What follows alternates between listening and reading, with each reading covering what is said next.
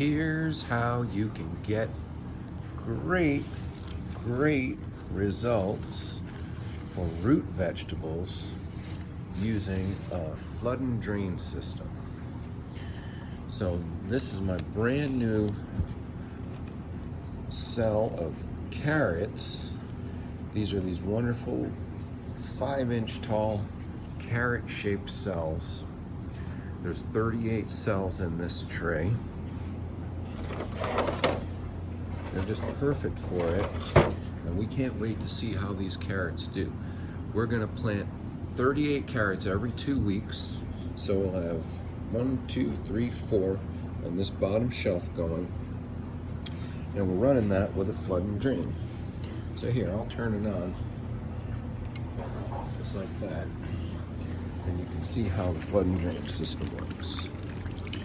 The pump is down here. I just turned it on, and the water comes up this 1/2-inch hose to this fitting here. It comes in through that little vented valve, and that's an outlet valve, which is taller. So this tray is only a little 3-inch tall tray. I'm actually going to be replacing this with a 5-inch tray, but I've only got one small rise on this so that the water doesn't get taller than that.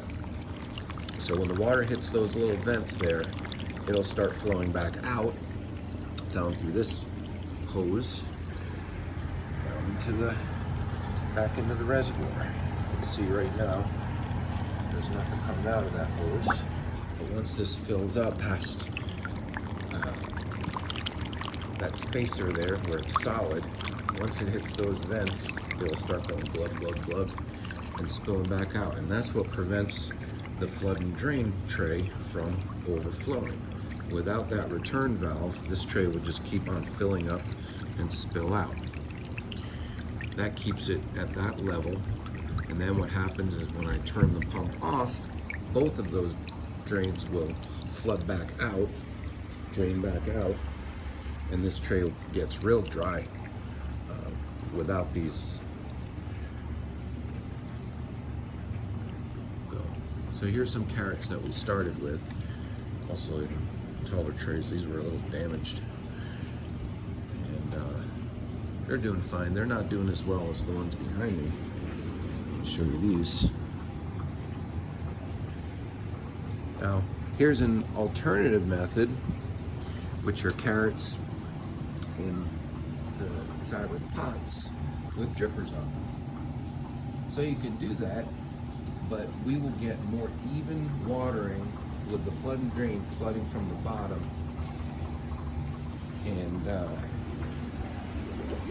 with the drippers, we may miss some of those carrots, especially in big pots like that. Those are not small pots. The strawberries we have on the dripper system. So here you can see the drippers going. But with the fabric pot, what happens is some water ends up staying in the bottom, and the soil gets evenly moistened by getting the drip from the top and getting the additional moisture absorbed through the bottom. So now you can hear that. You can hear that drain has kicked in. And you can see it gets right up to the top there. The water drains out. And on my timer, I have that going for 8 minutes, 4 times a day. Look how nice the strawberries are doing. They're wonderful strawberries. They don't get very deep red, this variety. They get this sort of pink like that, sort of a light red. And we're getting a pretty decent amount. I just cut about 5 or 6 off of them yesterday. That was right, ready to eat. Delicious. And